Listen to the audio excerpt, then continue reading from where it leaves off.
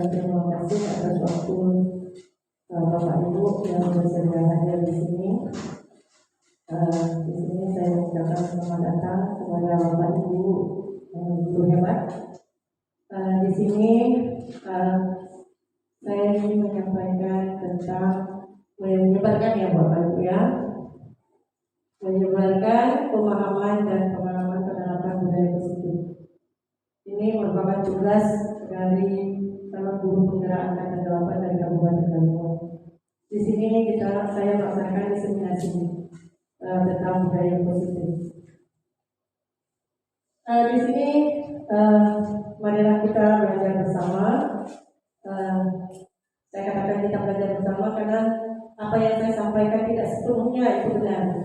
Betul ya? Kita sama-sama belajar di sini, kita sama-sama berkolaborasi, kita sama mendukung agar terbentuknya atau terwujudnya disiplin positif di sekolah kita. Walaupun tidak banyak yang kita menjadikan budaya positifnya, tapi setidak-tidaknya ada perubahan atau paradigma yang dapat kita lakukan di sekolah kita ini. Kita tahu bahwa mungkin Bapak Ibu juga sudah tahu bahwa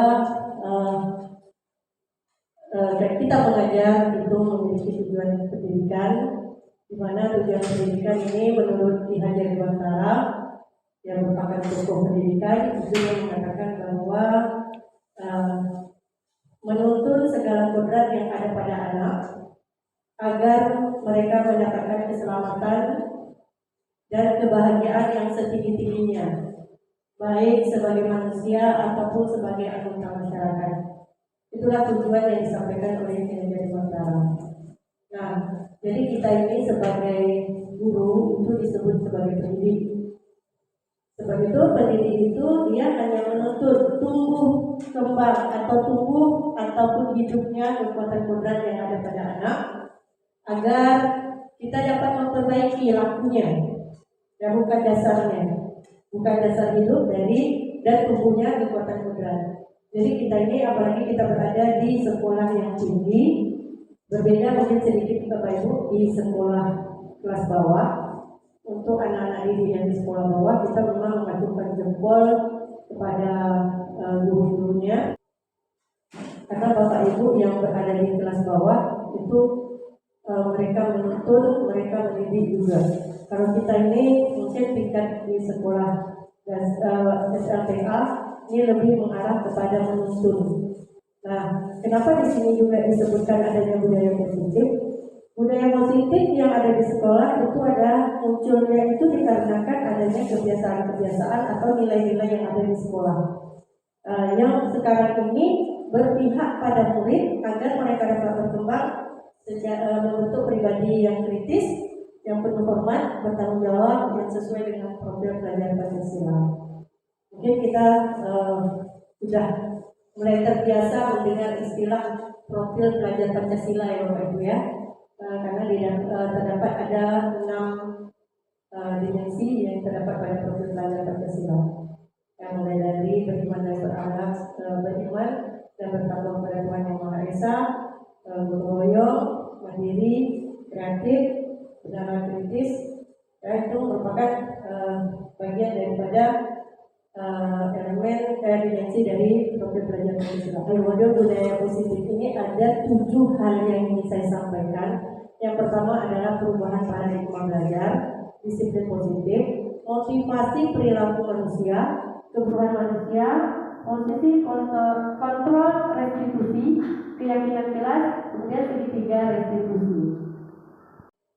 Nah, di sini membahas sedikit tentang perubahan paradigma belajar.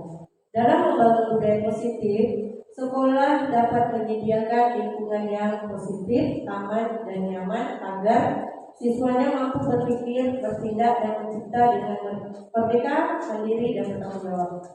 Nah, di sini pembelajaran dengan paradigma baru itu dirancang berdasarkan prinsip pembelajaran berdiferensiasi. Nah, inilah yang sekarang sebenarnya untuk kurikulum merdeka yang kita jalani. Jadi untuk pembelajaran diferensiasi ini kan adalah termasuk pembelajaran yang berkaitan dengan kebutuhan belajar siswa. Jadi kita sebenarnya untuk proses pembelajaran berdiferensiasi ini kita harus tahu kebutuhan belajar anak, gaya belajar mereka. Salah satunya mungkin ada sebagian daripada anak kita yang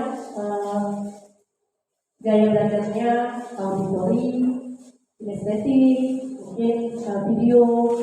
Itu merupakan salah satu cara proses pembelajaran berdiferensiasi. Jadi di sini perubahan yang kita lakukan itu adalah perubahan dengan paradigma baru, yaitu dengan pembelajaran berdiferensiasi yang bertujuan untuk setiap siswa belajar itu sesuai dengan kebutuhannya untuk mewujudkan profil belajar Pancasila. Kemudian di samping dengan adanya pembelajaran yang berdiferensiasi, diperlukan juga disiplin yang nantinya akan dijalani serta berkaitan dengan kontrol guru terhadap siswa. Jadi nanti akan ada hubungannya dengan beberapa motivasi, beberapa posisi kontrol dari guru. Nah, di sini makna daripada disiplin. Disiplin ini berasal dari bahasa Latin yang artinya adalah, yang katanya adalah disiplina, yang artinya belajar. Ini juga arti asli dari kata disiplin juga berkonotasi dengan disiplin diri dari murid-murid Socrates dan Plato. Nah, di sini disiplin diri dapat membuat seseorang menggali potensinya menuju ke suatu tujuan mulia, sesuatu yang dihargai dan bermakna. Namun di dalam budaya kita, ya, makna disiplin itu telah berubah menjadi sesuatu yang dilakukan oleh seseorang pada orang lain untuk mendapatkan kepatuhan. Itulah yang sebenarnya yang dikatakan dalam budaya kita, ya, yang dikatakan sebagai disiplin. Namun kecenderungan umum itu adalah menghubungkan kata disiplin ini dengan ketidaknyamanan, bukan dengan apa yang kita hargai atau pencapaian suatu tujuan mulia. Artinya kecenderungan disiplin ini dengan biasanya dikaitkan dengan hukuman, seperti itu. Itu yang dikatakan maknanya yang sekarang sudah berubah dari disiplin yang dulu disampaikan oleh Socrates dan Plato yang berupa artinya belajar. Sekarang cenderungnya itu kepada kepatuhan dan menuju ke arah ketidaknyamanan. Nah, Bapak pendidikan kita Kiai Dewantara itu mengatakan, di mana ada kemerdekaan, disitulah ada disiplin yang kuat. Ya, kemudian beliau juga mengatakan disiplin merdeka. Nah, ini saya sedikit agak kurang ini juga, ya, karena bahasanya bahasa Jawa.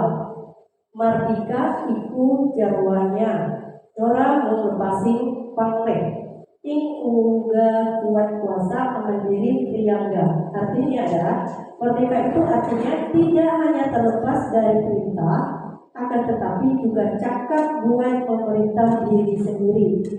Nah, di sini sebagai pendidik tujuan kita adalah menciptakan anak-anak yang memiliki disiplin diri, sehingga mereka bisa berperilaku dan dengan mengacu pada nilai kebajikan dan memiliki motivasi intrinsik bukan ekstrinsik. Nah, motivasi intrinsik ini muncul dari dalam diri kita, dari dalam diri anak. Sementara ekstrinsik itu berasal dari luar. Nah, disiplin yang dikatakan oleh Ki Hajar Dewantara saya hubungkan dengan disiplin positif, di mana disiplin positif itu merupakan salah satu cara penerapan yang bertujuan untuk menumbuhkan kesadaran serta memberdayakan anak untuk melakukan sesuatu tanpa paksaan, ancaman, dan hukuman. Nah, itu saya kaitkan dengan disiplin yang disampaikan oleh Ki Hajar Dewantara. Nah, di sini juga jika kita, bukan jika ya, saya sendiri merasakan seperti ini. Baru tahu Bapak Ibu, baru tahu bahwa kita sebagai pendidik itu ternyata harus mengetahui kebutuhan dasar manusia, di mana pada kebutuhan dasar manusia itu meliputi bertahan hidup, kasih sayang dan rasa diterima, penguasaan, kebebasan, dan juga kesenangan. Kenapa saya katakan kita perlu tahu? Karena ini kalau kita hubungkan dengan perilaku anak, ini kadang-kadang kita terpikirkan seperti ini. Anak ini melakukan kegiatan atau melakukan suatu perbuatan atau perilaku, oh ternyata dia anak yang butuh kasih sayang, yang bisa diterima. Kemudian dia menyobek-nyobek misalnya hasil ulangan kawan, dia merasa itu hanya untuk kesenangan. Jadi ternyata kita juga sebagai pendidik itu juga harus tahu bahwa perlunya kita mengetahui kebutuhan dasar daripada manusia. Realistis atau realita kebutuhan setiap orang itu berbeda-beda. Ya, kita harus berusaha memahami pandangan orang lain tentang dunia setiap orang yang memiliki gambaran yang berbeda juga. Nah, seperti contoh, ada beberapa kasus yang pernah kita bahas di dalam guru penggerak itu, bahwa anak itu dia mengejek kawannya, ternyata kok bodoh ya, ternyata nilai itu jauh lebih tinggi. Nah, ternyata setelah kita telusuri maksud dia mengatakan seperti itu, dia menunjukkan bahwa saya menunjukkan kebutuhan saya senang, ya, kesenangan yang ditunjukkan oleh anak tersebut. Kemudian untuk teori motivasi perilaku manusia, seperti tadi saya sampaikan bahwa motivasi itu ada dua tadi, ada motivasi intrinsik, ada motivasi ekstrinsik. Nah, yang dikatakan sebagai motivasi eksternal ataupun internal itu maksudnya seperti ini. Teori motivasi perilaku manusia, kita berpikir bahwa setiap perilaku itu memiliki tujuan. Nah, dia ada 3 di sini. Tujuan daripada motivasi perilaku yang pertama adalah untuk menghindari ketidaknyamanan dan hukuman. Nah, murid melakukan disiplin diri itu karena takut dihukum. Nah, karena takut dihukum, ini adalah tingkatan terendah daripada motivasi perilaku manusia. Ini merupakan motivasi eksternal. Kemudian yang kedua, untuk mendapatkan imbalan atau penghargaan dari orang lain. Nah, murid melakukan disiplin diri karena menginginkan imbalan, ini merupakan motivasi satu tingkat yang lebih tinggi daripada menghindari ketidaknyamanan dan hukuman. Ini juga merupakan motivasi internal. Untuk Bapak Ibu ketahui, saya juga baru belajar dan saya juga baru mengetahui bahwa sistem ranking itu juga merupakan motivasi untuk mendapatkan imbalan atau penghargaan. Baru saya tahu. Selama ini saya tahunya bahwa untuk anak-anak yang mendapat ranking, berarti kan kalau anak itu misalnya nilainya rendah, perlu peningkatan di semester yang akan datang, itu kan salah satu motivasi. Tapi ternyata motivasi itu malah membuat mereka berpikiran, oh ternyata saya hanya ingin mendapatkan imbalan, oh saya hanya mendapatkan penghargaan. Nah, seperti itu.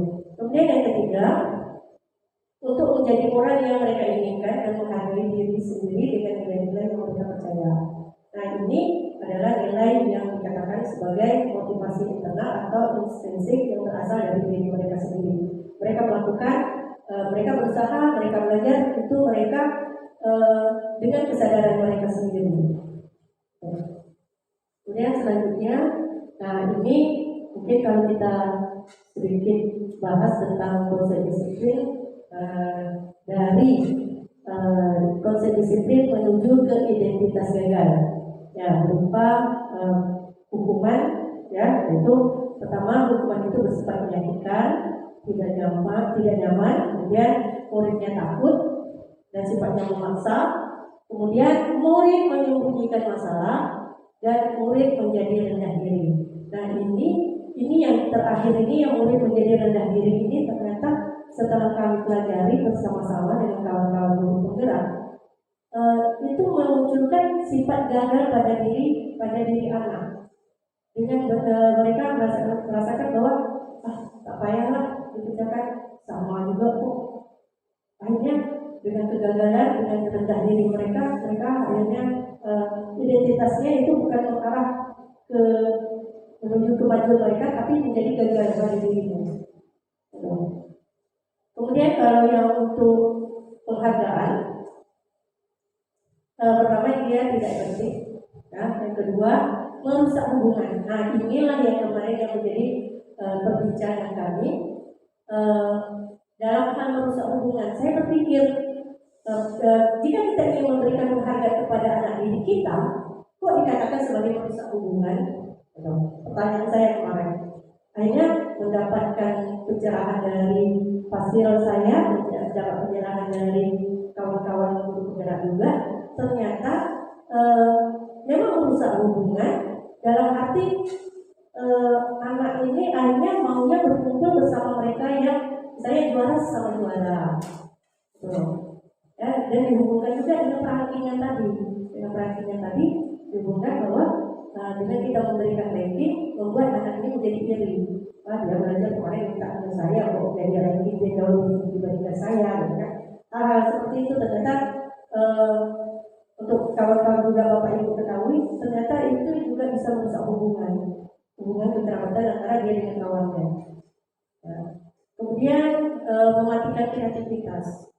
Nah ini kadang kita selalu memberikan pandangan seperti ini. Ayo kerjakan tugas yang ibu berikan. Siapa yang bagus akan ibu berikan hadiah. Ternyata hal yang seperti itu yang kita lakukan itu mematikan kreativitas anak. Artinya anak itu tidak bebas untuk mengeluarkan kreativitasnya sendiri, terpacu karena adanya mendapatkan hadiah dari gurunya, mendapatkan penghargaan dari guru, ya seperti itu. Kemudian menghukum dengan sistem ranking tadi yang sudah saya sampaikan. Kemudian yang selanjutnya adalah merampas hak menghargai dirinya, ya itu rupanya dari disiplin itu mengarah ke identitas gagal. Kemudian kalau untuk disiplin dengan identitas sukses itu mengarah kepada konsekuensi dan restitusi. Nah untuk konsekuensi tentu kawan-kawan mengingat tadi adanya hukuman, kemudian adanya penghargaan, kemudian di sini ada konsekuensi dan juga ada restitusi. Nah untuk konsekuensi ini biasanya penguatan jangka pendek, monitoring yang berkelanjutan, mengubah stimulus menjadi respon, kemudian murid juga menghormati adanya peraturan, kehilangan waktu untuk mengurangi kesalahan. Nah, jadi ada baiknya kita ini sebenarnya sebagai guru memberikan gambaran mereka dalam bentuk hukuman, penghargaan, ataukah konsekuensi. Nah, jadi hal-hal yang seperti inilah yang sebenarnya harus kita lakukan di sekolah kita ini. Saya bukan menggurui, tapi saya bukan juga mengatakan bahwa apa yang kita lakukan di sekolah ini salah, tidak. Tapi setelah saya pelajari, ternyata beda hukuman, penghargaan, dan konsekuensi. Bedanya, mungkin kalau konsekuensi kita sudah membuat kesepakatan dengan anak, mungkin ya, seperti itu. Nah, nanti akan ada timbul pertanyaan, kamu tahu nggak peraturan yang kamu langgar itu konsekuensinya apa? Kan sering kita bertanya seperti itu dengan anak-anak didik kita. Oke, untuk restitusi ini adalah satu proses untuk pemecahan masalah, tapi bukan kita yang menyodorkan permasalahan itu untuk diselesaikan, tapi anak-anak itu sendiri yang mencari solusi untuk menyelesaikannya. Nah, di sini itu dapat dirasakan bahwa murid bertanggung jawab atas perilakunya, fokus pada pemecahan masalah dengan jangka panjang, kemudian murid menghormati dirinya dan orang lain, kemudian terbentuknya teori kontrol di mana dirinya sendiri yang memegang kontrol tersebut. Kemudian murid akan bersemangat untuk memperbaiki kesalahannya. Nah, betul. Kemudian Ani tadi sudah saya sampaikan konsep disiplin dengan pendekatan restitusi. Nah, di sini adalah restitusi merupakan proses menciptakan kondisi bagi murid untuk memperbaiki kesalahan mereka sehingga mereka bisa kembali pada kelompok mereka dengan karakter yang lebih kuat. Artinya setelah mereka mengakui kesalahan mereka, mereka mau melakukan misalnya minta maaf kepada lawannya, dan mereka bisa kembali dengan diri mereka sendiri dengan karakter yang jauh lebih daripada yang mereka inginkan. Oke, ciri-ciri dari restitusi itu pertama, bukan menebus kesalahan, namun belajar dari kesalahan. Nah, kemudian memperbaiki hubungan, melakukan tawaran kepada peserta didiknya, bukan pada bentuk paksaan. Kemudian menuntut untuk melihat ke dalam dirinya proses daripada pemecahan masalah. Kemudian mencari kebutuhan dasar yang paling mendasar dari tindakan, fokus pada karakter dan bukan tindakan. Yang kedua yaitu menguatkan dan fokus pada solusi. Jadi restitusi ini adalah proses penyelesaian masalah tanpa ada menyakiti. Dan biasanya restitusi ini dilakukan dengan adanya 3 tahapan. Nanti akan sampai ke tahap 10. Nah, ini yang jadi perbedaan antara hukuman, konsekuensi, dan restitusi. Kita contohkan pada kasus siswa yang sering tidak mengerjakan PR. Nah, terkadang kita ini sebagai guru untuk mengatakan adanya hukuman, anak-anak itu kita hukum dengan hormat bendera selama 10 menit. Itu adalah bentuk hukuman. Ya, bentuk hukuman. Kemudian gurunya marah dan murid menjadi takut.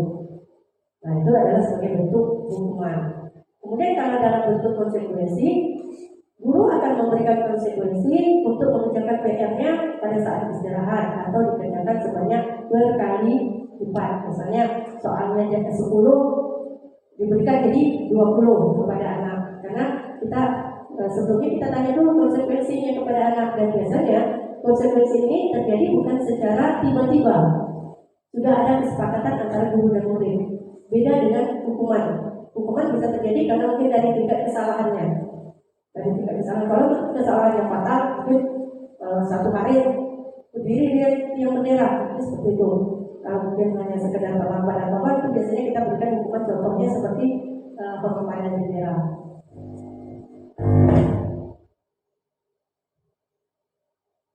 Nah, kemudian yang selanjutnya, guru itu tegas dan siswanya menghormati adanya peraturan. Kemudian untuk restitusi, nah makanya saya mengajak kepada Bapak Ibu wali kelas, yang wali kelas Mur sama Bulan, juga dengan mereka. Kenapa saya minta kemarin kepada wali kelas untuk membuat keyakinan kelas, itu adalah jika anak-anak itu melakukan kesalahan dan keyakinan di kelas sudah ada, maka kita bisa kembalikan penyelesaian masalah kepada anak. Itu kenapa makanya kemarin saya bilang artinya Bapak Ibu yang wali kelas bantu anaknya untuk membuat keyakinan kelas. Sebenarnya adalah keyakinan kelas itu dibuat untuk kesepakatan yang sudah diyakini oleh anak. Diyakini kemudian dilaksanakan. Setelah diyakini dan dilaksanakan, begitu anak melakukan kesalahan, kita kembalikan ke anak. Kira-kira kesalahan yang sudah kamu buat melanggar pada keyakinan kelas yang mana? Misalnya kalau anak-anak bisa jawabnya keyakinan kelas disiplin misalnya, tidak disiplin, berarti kan kita bisa kira-kira solusinya bagaimana? Begitu, kita kembalikan ke anaknya. Kemudian yang selanjutnya adalah guru terbuka dan siswa menghormati dirinya dari orang lain. Ini adalah salah satu bentuk restitusi. Nah, di sini ada 5 posisi kontrol restitusi. Nah, ini biasanya ini terdapatnya pada guru. Ya, 5 posisi kontrolnya. Yang pertama adalah sebagai penghukum, yang kedua pembuat rasa bersalah, yang ketiga teman, yang keempat pemantau, yang kelima adalah manajer. Nah, untuk posisi kita sebagai guru dan pendidik, posisi yang paling ideal itu adalah sebagai manajer. Oke, kita lihat di sini ini adalah contoh penerapan posisi 5 posisi kontrol. Nah, untuk penghukum, kata-kata yang selalu keluar itu adalah patuhi aturan sekolah, lalu berdiri di depan kelas, itu biasanya penghukum. Nah, ini adalah contoh-contoh kata-kata yang selalu keluar. Kemudian yang pembuat rasa bersalah, berapa kali ibu sudah memberitahu kamu, ibu kecewa sama kamu. Nah, istilah kata kecewa itu membentuk rasa bersalah dari diri anak, ya, dari diri anak. Jadi, sehingga itulah yang kita kenal dengan kontrol pembuat rasa bersalah. Nah, yang ketiga ini sebagai posisi sebagai teman. Ayolah yang tertib, buat ibu bangga. Kali ini tidak apa-apa, kamu salah, tapi lain kali jangan ya. Nah, itu adalah posisi kita sebagai teman. Kemudian kalau pemantau, kamu sudah melanggar, kira-kira apa peraturannya dan konsekuensinya? Nah, kita mempertanyakan konsekuensi kepada peserta didik. Nah, kepada manajer, kalau untuk posisi manajer, nah, ucapan yang selalu kita tanyakan itu adalah apakah kamu tahu kesalahanmu apa? Kira-kira bagaimana akan memperbaiki kesalahan itu? Jadi kita kembalikan kepada anak. Itu adalah posisi yang paling ideal yang dilakukan oleh guru. Nah,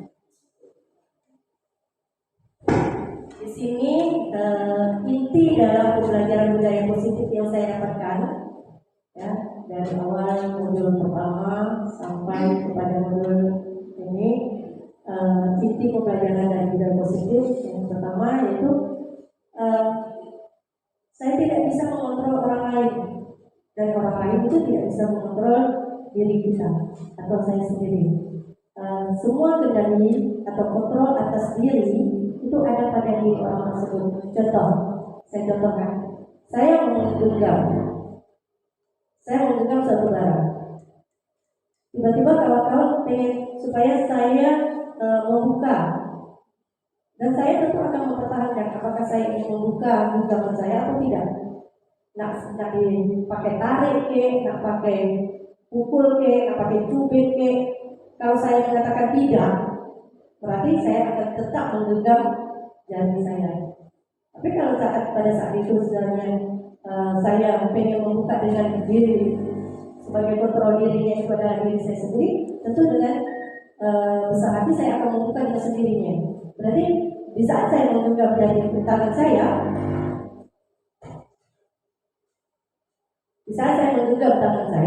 yang menjadi kontrol itu adalah diri saya sendiri, bukan orang lain. Nah, seperti itulah posisinya pada saat kita mengajar pada anak. Dan di situ juga kita perlu berperan untuk mengetahui kebutuhan belajar anak dan gaya belajar anak. Nanti akan terbentuklah pelajaran berdiferensiasi. Kemudian yang kedua, setiap perilaku murid, baik itu hal yang positif ataupun negatif, pasti memiliki tujuan untuk dapat memenuhi kebutuhan dasarnya.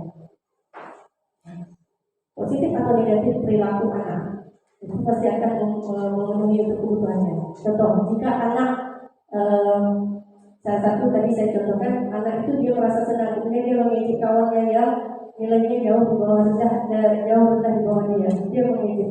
Itu adalah sebagai bentuk dia menunjukkan saya membutuhkan kesenangan. Nah, sama seperti misalnya ada kawannya, anak ini apa yang kok melakukan perbuatan yang sedikit agak mengejek kawan, kemudian memukul kawan, mungkin, atau ada kawan kamu yang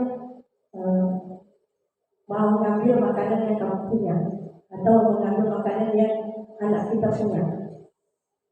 Nah, Tentu kita sebelumnya kita tanya dengan anak tersebut, kenapa kok kamu sering mengambil makanannya? Saya tidak pernah di rumah, saya tidak pernah sarapan. Terus saya tidak pernah dapat uang jajan dari orang tua. Mungkin yang dibutuhkan anak tersebut adalah kasih sayang dan rasa diterima. Seperti itu. Kemudian yang ketiga adalah motivasi yang terbesar seorang muda yang selama ini hanya karena takut dengan hukuman, sehingga belum muncul motivasi intrinsiknya. Dan inilah yang saya sedikit menyampaikan di sini. Ternyata anak kita juga seperti itu. Ya, mungkin anak-anak kita yang ada di sini juga mengalami belum munculnya motivasi intrinsiknya, sehingga kesadaran untuk dia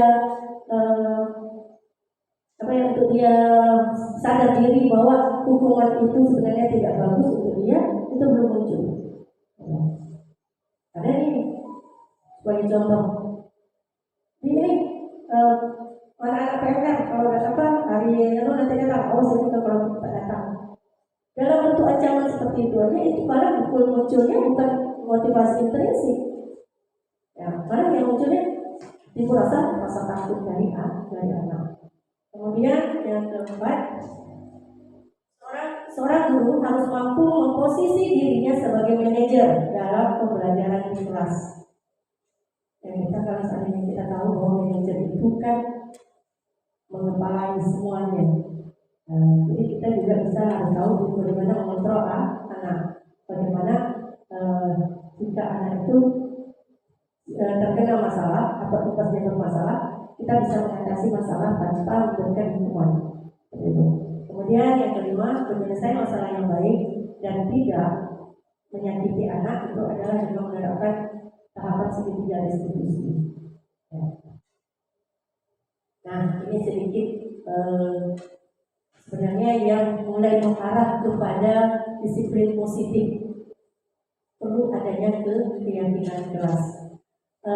Sebelum mengarah kepada keyakinan kelas, saya bertanya dulu, mengapa adanya keyakinan kelas? Mengapa tidak peraturan saja? Kalau menurut Bapak Ibu gimana?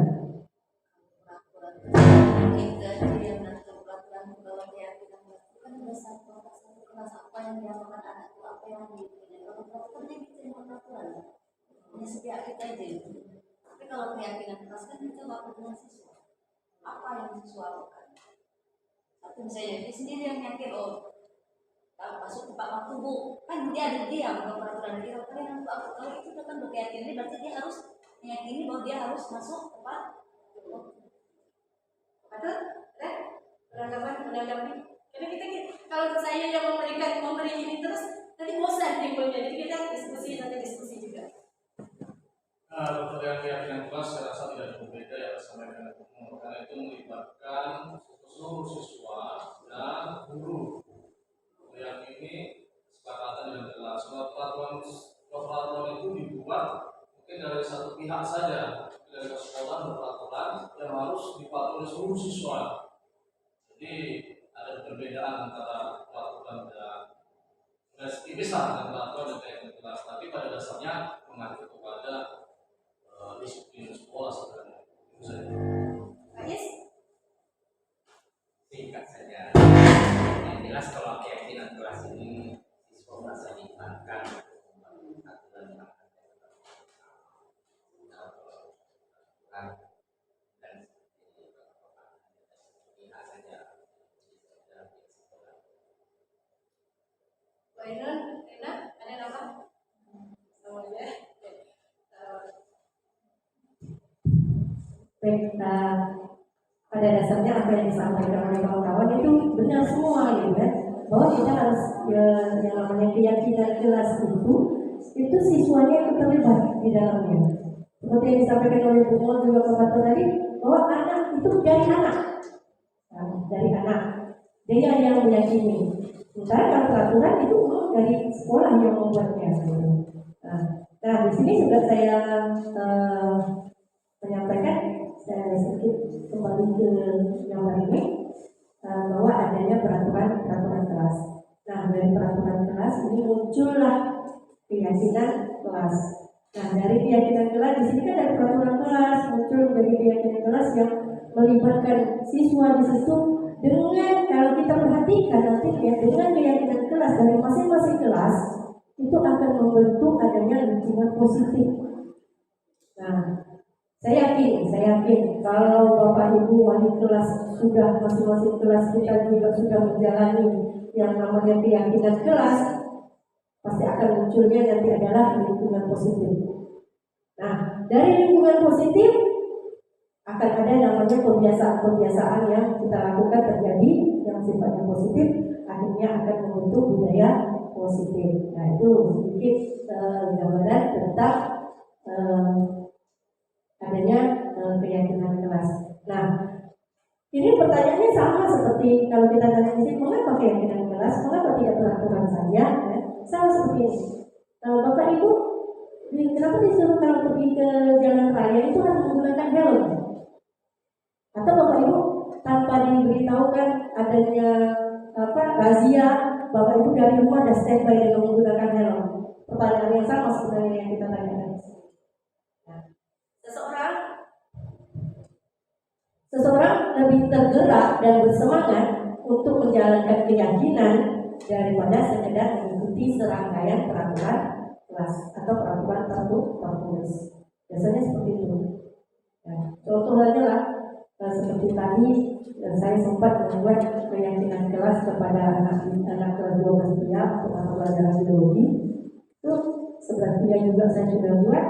Rata-rata mereka mengajunya pada pembelajaran, Bu, pembelajaran kita lebih mengarah ke praktek saja. Kita karena itu sudah menjadi keyakinan kelas mereka, kita sepakati bersama.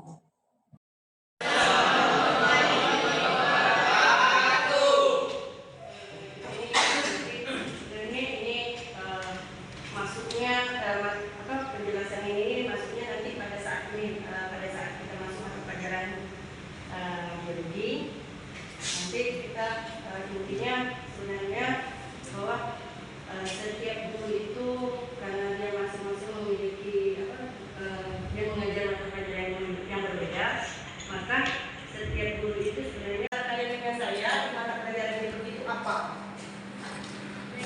Satu di satu orang satu aja.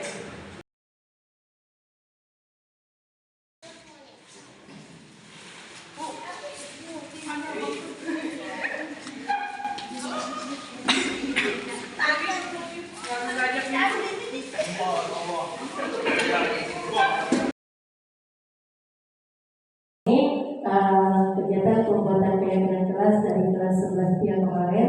Yang pertama yang saya lakukan itu adalah menyampaikan maksud pembuatan keyakinan kelasnya. Ya, kita sampaikan dulu maksud pembuatan keyakinan kelas itu apa, gunanya nanti untuk apa, nilai positifnya nanti bagaimana kalau kita sudah menyampaikan keyakinan kelas tersebut. Yang kedua adalah merumuskan keyakinan kelas tersebut. Dan kebetulan ini sebenarnya dalam bentuk video Bapak Ibu, dalam bentuk video, tapi karena saya mendengarkan ya tidak bergerak. Yang kemudian yang ketiga adalah menempelkan keyakinan kelas, kemudian baru kita ketik secara rapi dan itu ditempelkan di dalam kelas. Jauh lebih baik seperti itu. Saya yakin Bapak Ibu kali kelas sudah mulai membuat keyakinan kelas, karena dari keyakinan kelas terbentuklah apakah munculnya nanti budaya positif. Nah, di sini pembentukan keyakinan kelas itu lebih abstrak dari peraturan. Nah, kemudian yang kedua, berupa pernyataan yang sifatnya universal dan kalimatnya bentuk dalam kalimat positif. Nah, contoh, saya malu dihukum guru, saya malu terlambat datang. Itu dari kelas 12 ini. Saya malu berbohong, saya malu tidak mengerjakan PR. Itu adalah kesepakatan mereka. Ya, itu adalah keyakinan kelas. Kemudian tidak terlalu banyak, mudah diingat dan dipahami. Kita sesuaikan juga dengan kondisi sekolah atau kelas agar lebih mudah diterapkan. Nah, semua warga kelas terlibat dalam pembuatan keyakinan kelas. Jadi ada gurunya, ada muridnya, ya, yang membuat keyakinan kelas tersebut. Nah, di sini ada segitiga restitusi. Tadi sudah saya sampaikan bahwa Segitiga restitusi adalah proses menciptakan kondisi bagi murid untuk memperbaiki kesalahan mereka sehingga mereka bisa kembali pada kelompok mereka dengan karakter yang lebih kuat. Itulah yang disampaikan oleh seorang ahli yang bernama Wilson. Ya. Kemudian restitusi itu bukan untuk menebus kesalahan, ya, tapi restitusi adalah sebuah tawaran dan bukan paksaan. Tetapi juga kita harus tahu bahwa restitusi itu fokus pada solusi yang dapat mengembalikan murid yang berbuat kesalahan kepada kelompoknya nanti dengan karakter yang jauh lebih bagus. Ada 3 tahapan dalam restitusi, yaitu menstabilkan identitas. Menstabilkan identitas kita menanyakan dulu ada hal apa atau ada permasalahan apa. Kemudian yang kedua, memvalidasi tindakan masalah dalam bentuk mengakui kesalahan yang telah dilakukan oleh peserta didik. Dan yang ketiga, menanyakan keyakinan yang sudah kita buat. Seperti pertanyaannya, kira-kira kesalahan apa yang sudah kamu lakukan? Kesalahan mana, keyakinan mana yang kamu lakukan? Assalamualaikum Bu. Di kelas ada keributan. Siapa yang ikutan? Isi sama Aulia Bu. Nah, yaudah, semua mereka datang ke sini ya. Baik Bu.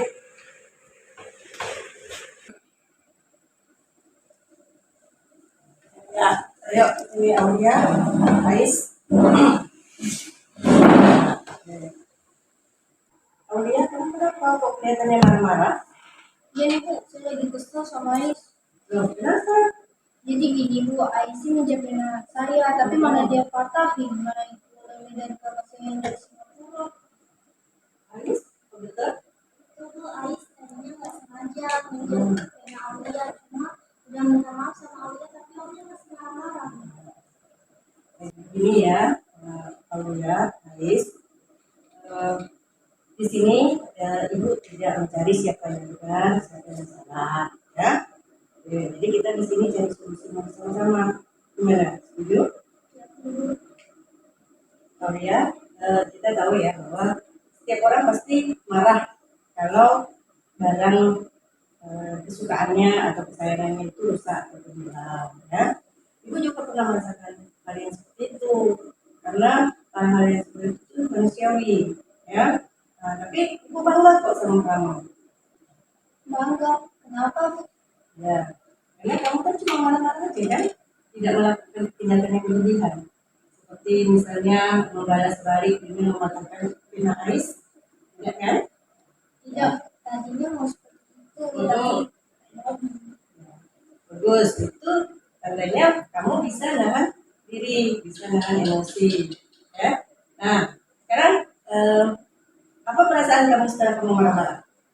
capek Bu, jadi nambah masalah baru. Iya benar. Nah sekarang kita ingat kembali di awal semester kemarin kita kan sudah membuat kesepakatan kelas nih tentang bagaimana kita berhubungan dengan orang lain. Masih ingat? Menghargai perasaan orang lain. Iya. Nah kan tahu kan? Nah sekarang gue tanya nih sama Aulia, apa mau memperbaiki kesalahan ini? Mampu. Sekarang gue tanya nih sama Aulia, apa yang harus dilakukan Ais supaya masalah ini jadi selesai? Tadinya sih saya maunya es ganti pena saya yang patah Bu, tapi setelah saya pikir lagi kayaknya nanti biar saya minta aja sama kakak saya. Saya juga mau minta maaf sama Ais, soalnya udah marah-marah tadi. Nah Ais, gimana? Aulia sudah minta maaf nih. Menurut Ais bagaimana? Apakah kamu bersedia untuk memaafkan Aulia? Ya Bu, saya juga salah sih udah minta maaf sama Aulia. Nah itu dong. Nah sekarang coba berbaikan. Ya. Nah ini baru benar ya bahwa kalian sudah bisa menyelesaikan dan sudah saling memaafkan. Nah ini benar-benar sudah baikan ya. Ya, nah kalau gitu silakan untuk kembali ke kelasnya ya.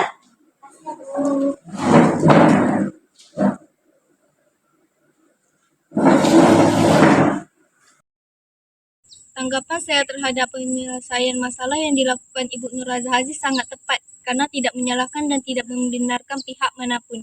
Kami juga mencari solusi bersama-sama. Sekian, terima kasih.